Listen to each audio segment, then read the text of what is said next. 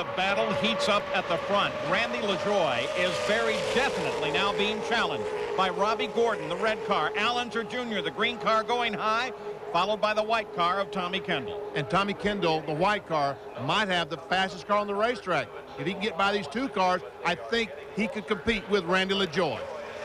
In the meantime, we're coming very close to determining the IROC champion. Randy LaJoie has picked up 5 bonus points for leading the most laps. You can't take that away from him, but he is taking those away from Mark Martin.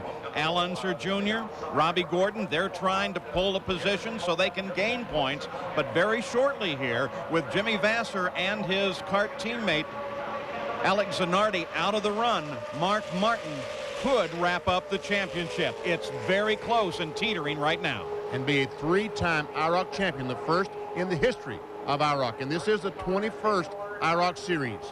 6th place, though, is a bit of a precipitous position. I mean, if he falls back much further, then he could be in very serious trouble, and this car may not be operating right. He's not closing toward the front. Mark Martin, will he come up with the championship? Everybody furiously scribbling now, trying to figure out the possibilities with the bonus points going away as to what Mark Martin now needs to come away as the champion. One of those checking it is Jack Arute. You know, no one would blame you if you began to wonder whether Mark Martin has a problem or not with his race car. But remember this point. Martin is a guy that looks at the points and knows just exactly what it takes to win a championship. He did it last year. Going into this race, he had it all figured out as well. For Mark Martin, he knows that if he stays right where he is, he's clinched that championship. And that's all that's important to Mark Martin. Back-to-back IROC championships.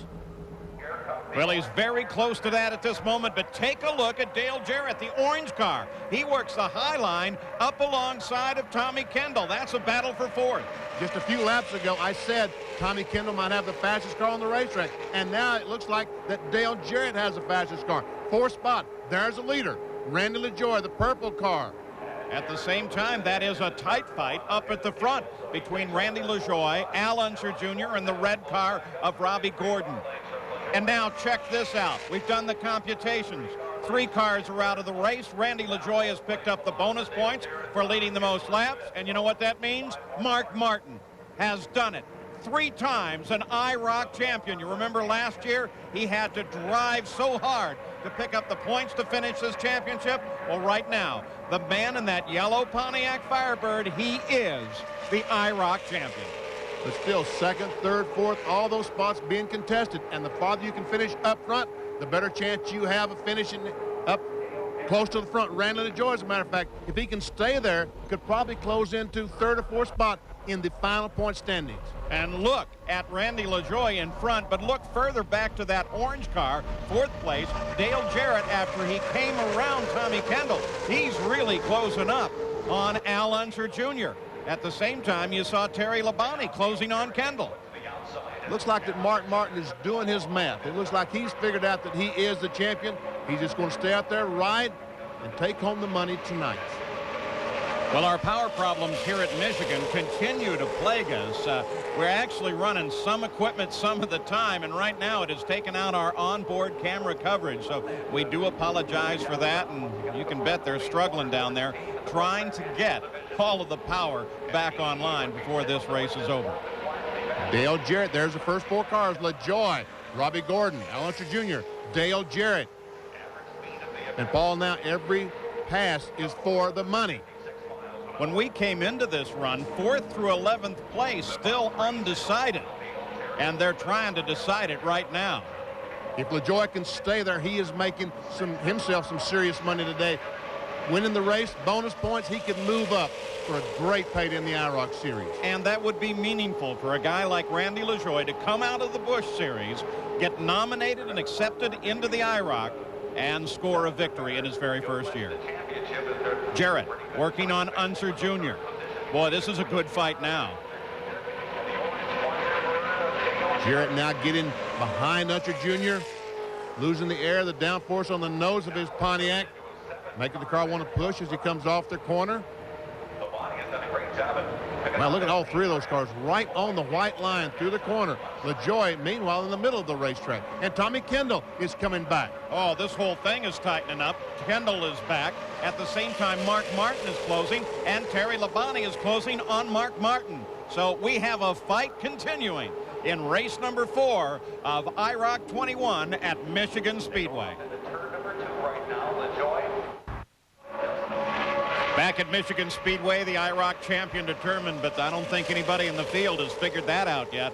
We've got some good racing developing at the front. It seems like they were saving tires, and now they recognize the closing approach of the end of the race, and they are ready to go racing. Look at Dale Jarrett, the orange car. He moves the high line on Al Unser Jr. Jr. on the backstretch, drifts out, blocks him. Junior's trying to stay there. All these drivers realize a position now could mean extra money at the payoff window. And look at this battle as it brings Al Unser Jr. forward onto the rear bumper of Robbie Gordon's car. It also gives a slight advantage to Randy LaJoie within this last lap, but everybody else, they're lined up and ready to do battle. Robbie Gordon, the red car, had closed in on the violet car of Randy LaJoie. Now he's fallen back, has lost 3 or 4 car lengths. And Dale Jarrett right on the back bumper of Junior. Yeah, Jarrett moved right in behind Al Unser Jr. and loosened up the back end as they came between 1 and 2. Now they're back single file once again, but everybody is there and in the fight. 8 cars, nose to tail. Look at Kendall. Kendall, the white car, comes down to work on Jarrett. Can't make the pass. The 9th car still in the race. Jeff Gordon about a half lap down to these 8 cars.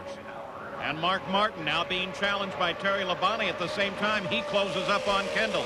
Robbie Gordon still holding on to second place and once again begins to inch forward on our leader, Randy LaJoie. Battle for third now. Jarrett working on Unser Jr. Once again, trying that high line, trying to get a run off the corner. If he does get a run, it will mean something about here. Did not get the run on Unser Jr. he was looking for. Jarrett's been using a technique of dropping off of Unser Jr. going into 3. This time he stayed with him and is working a little higher line, but Jr. is well aware of his presence, makes the car a little bit wider. Now Jarrett comes down low. Tommy Kendall picks Jarrett up. Al Unser Jr. says, I'm not staying high on that one. We can see that Al Unser Jr., the green car, driving very defensively in these final stages of the race.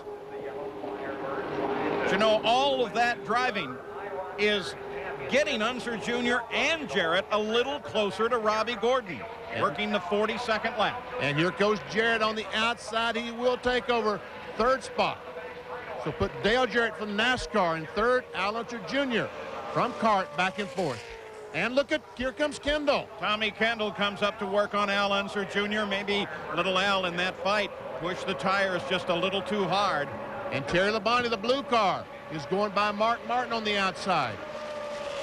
But Mark Martin's going to get the big paycheck at the window this afternoon. He doesn't care if Terry Labonte goes by. He might even move over and let Dale Earnhardt go by. Yeah, but at this point, it doesn't really matter for Mark Martin. He could even crash at this point. Not that you'd like to see something like that, but he could and still come away as the champion. He's got that locked up. But look at this group on the backstretch. LaJoie, Gordon, Jarrett now, then Al Unser Jr. And we've talked about Randy LaJoie, an invitation to the NASCAR Busch Series, how he'd love to be the IROC winner this afternoon. And look at the race order: the Busch Series, the Score Off-Road Series, the Winston Cup Series, the Kart IndyCar Series, and then Tommy Kendall representing the SCCA Trans Am Series battles with the reigning Winston Cup champion. Look at the fight for second. Robbie Gordon has been there most of the afternoon. Dale Jarrett has slowly worked his way up to 3rd spot. Closes in, trying to get a run on Robbie Gordon. Winding down, laps are running out. And Jarrett, what a run he got in the corner that time. drives up on the outside of Robbie Gordon. Same thing that he pulled with Unser Jr. It worked then. Looks like it's going to work again, but boy, he was so close to that wall. Now the momentum picks up for him, and Jarrett slides into second place ahead of Robbie Gordon, but Gordon says, I'm coming back. Oh, they touch. Swapped a little paint going down in turn one as Robbie Gordon made a great move to maintain that second spot. So Robbie Gordon takes second place back. Here comes Al Unser Jr. But on the backstretch, they begin to settle down. Junior's not going to get a run. And that gives us time for our true value, mechanics of racing.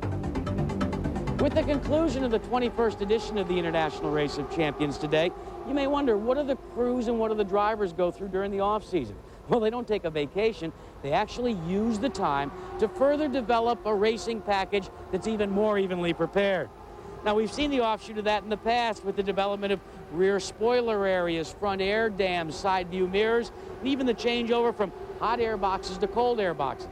But in 1998, the IROC mechanics will be dealing with an entirely new front-end design on the Pontiac Firebirds. If you want to get a good close look at it, go to your local car dealer and you'll see the passenger car version. The front air induction scoops on the passenger car will now have to be dealt with, which means there'll be additional bubbles across what was once a very smooth hood line. Most importantly, in the back area behind the front tire are two rear exhaust scoops. Those too will take some aerodynamic designing to compensate for the air escaping from behind the tire. Now, in order to get ahead of the curve, the IROC mechanics bolted a couple of these front ends on a couple of the cars and tested while they've been here at Michigan. Now, what will the end result be? We won't know until we unveil IROC 22 in Daytona. And of course, during the winter, the committee meets and decides who will be issued an invitation to IROC 22. Well, Randy LaJoie looking very strong here, representing the Busch Series, followed by Gordon and Jarrett. We'll be back.